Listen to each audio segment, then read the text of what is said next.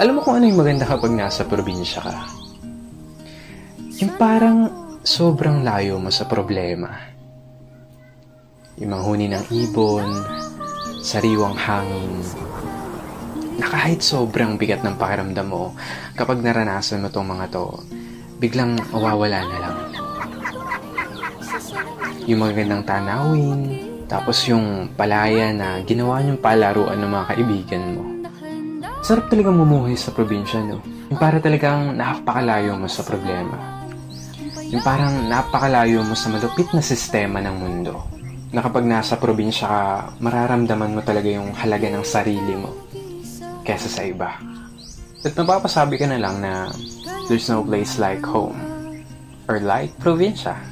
At ikaw na nanonood nito ngayon, masaya ako at naparamdam ko sa'yo ang pamumuhay sa isang probinsya.